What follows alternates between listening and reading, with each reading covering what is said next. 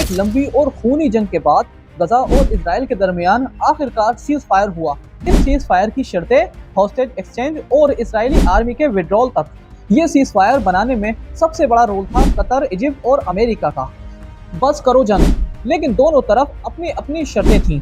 सब कुछ शांत रहा तो कंप्लीट विड्रॉल की बात अगले मॉनिटर में होगी। तो कैसे हैं दोस्तों? 8 अक्टूबर 2025 एक लंबी और खूनी जंग के बाद गजा और इजराइल के दरमियान आखिरकार सीज फायर हुआ। 2 साल तक चली तबाही, हजारों लोगों की जान गई, लेकिन अब एक नया उम्मीद का दौर शुरू हुआ है। लेकिन सवाल ये है, ये सीज फायर कितनी देर तक टिक पाएगा और किस किस के हाथ से ये डील तय हुई? आज हम पूरी कहानी बताएंगे। इस सीज फायर की शर्तें, हॉस्टेज एक्सचेंज और इजरायली आर्मी के विड्रॉल तक, सब कुछ। लेकिन उससे पहले आपने हमारे चैनल को सब्सक्राइब नहीं किया है तो जल्दी से सब्सक्राइब कर लें और बेल आइकन के बटन को दबाना ना भूलें। ये सब शुरू हुआ 7 अक्टूबर 2023 को, जब हमास ने इजराइल पर हमला किया। उसके बाद इजराइल ने गजा में जबरदस्त बॉम्बिंग शुरू कर दी। हर दिन हवा में बॉम्ब, हर रात लोग अपने बच्चों के साथ शेल्टर में। 2024 में कई बार सीज फायर की बातें हुई, लेकिन सब टूट गई। हर बार एक नई आशा और हर बार नई तबाही। फिर आया अक्टूबर 2025, जब कतर, इजिप्ट और अमेरिका ने मिलकर एक नई शांति योजना रखी। इस बार दुनिया भर ने प्रेशर बनाया और दोनों तरफ से मुश्किल से ही सही, लेकिन बैठकर बात की। ये सीज फायर बनाने में सबसे बड़ा रोल था कतर, इजिप्ट और अमेरिका का। कतर ने हमास और इजराइल के दरमियान बैक चैनल बातें करवाईं। इजिप्ट ने रफा बॉर्डर और ग्राउंड कोऑर्डिनेशन संभाला और अमेरिका ने दोनों पर डिप्लोमेटिक प्रेशर डाला। इसके अलावा तुर्की और यूरोपियन यूनियन ने भी मीडिएटर को सपोर्ट किया। हर मीटिंग में एक ही मकसद था, बस करो जंग। लेकिन दोनों तरफ अपनी अपनी शर्तें थीं। एक चाहता था सिक्योरिटी गारंटी, दूसरा चाहता था आज़ादी और रिलीफ। तो चलिए देखते हैं ये सीज फायर किन किन शर्तों पर हुआ। सबसे पहली शर्त थी दोनों तरफ से फायरिंग और बॉम्बिंग तुरंत बंद करना। कोई मिसाइल, कोई ड्रोन स्ट्राइक नहीं। दूसरी शर्त हॉस्टेज और प्रिजनर एक्सचेंज, यानी हमास ने अपने पास रखे हॉस्टेज में से 20 लोग रिलीज करने की बात मानी।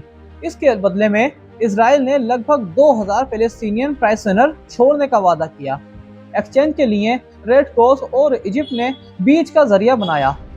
तीसरी शर्त, इजराइल ने गजा के कई इलाकों से अपनी फौज हटाने का प्लान रखा, पहले फ्रंट लाइन से, फिर अर्बन एरिया से।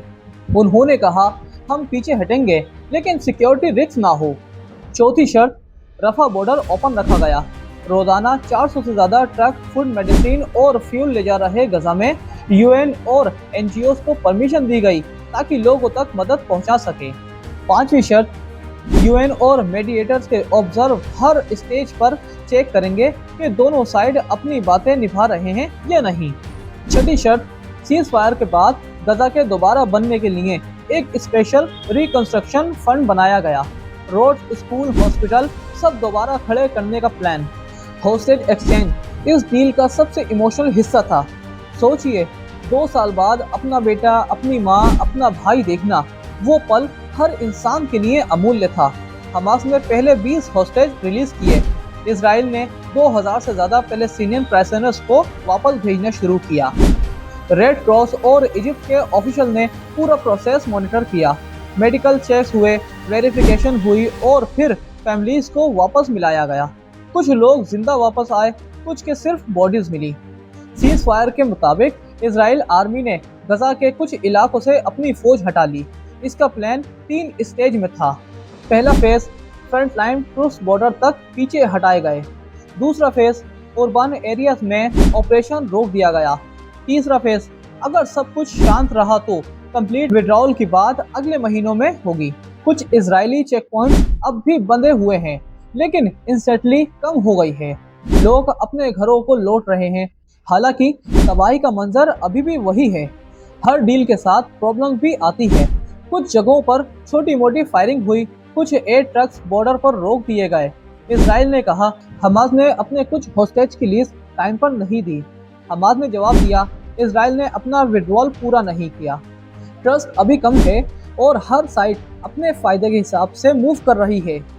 कई ऑब्जर्व कर रहे हैं, अगर दोनों तरफ से पेशेंस रखा गया तो ये पीस टिक सकता है, लेकिन अगर एक भी साइड ने अपनी शर्त तोड़ी तो सब कुछ फिर से शुरू हो सकता है, यानी जंग फिर से शुरू हो सकती है। सीज फायर के बाद सबसे पहला काम था लोगों तक मदद पहुंचाना। अब गजा में फूड ट्रक जा रहे हैं, हॉस्पिटल दोबारा खुल रहे हैं, स्कूल रिपेयर हो रहे हैं। यूएन एजेंसी ने कहा हर दिन 400 ट्रक्स एड ले जा रहे हैं, लेकिन प्रॉब्लम यह है इंफ्रास्ट्रक्चर पूरी तरह टूट चुकी है। घर नहीं बचे, रोड खराब हैं, पानी और इलेक्ट्रिसिटी अभी भी प्रॉब्लम में है। फिर भी लोगों के चेहरे पर एक नई उम्मीद है, शायद अब शांति टिक जाए। अमन तभी टिकेगा जब दोनों तरफ से ट्रस्ट बनेगा। आगे कुछ बड़े सवाल हैं। क्या हमास अपने वेपन डाउन करेगा? क्या इजराइल गजा में पॉलिटिकल कंट्रोल छोड़ेगा? क्या दुनिया रिकंस्ट्रक्शन में सपोर्ट करेगी? क्या ये सीज फायर एक टेम्परेरी पॉज है या पीस की शुरुआत है? हर एनालिस्ट के अपने जवाब हैं, लेकिन असली फेस अब शुरू हुआ है। अक्टूबर 2025 का ये सीज फायर सिर्फ एक पॉलिटिकल डील नहीं, एक नई आस है उन लोगों के लिए जिन्होंने सब कुछ खोया। लेकिन अमन के रास्ते लंबी और मुश्किल होते हैं। काश इस बार अमन सदियों तक टिक जाए। मैं हूं नवाज खान और ये थी सीज फायर 2025 की पूरी कहानी। अगर आपको ये डॉक्यूमेंट्री पसंद आई तो लाइक करें, शेयर करें और कमेंट करके बताएं, क्या आपको लगता है ये सीज फायर कायम रहेगा या पर्दे के पीछे कुछ और कहानी है? अगर ऐसा कुछ होता है दोस्तों, तो हम अगले व्लॉग में आपसे ज़रूर मिलेंगे। तब तक के लिए मुझे दीजिए इजाज़त। मैं आपका दोस्त नवाज खान।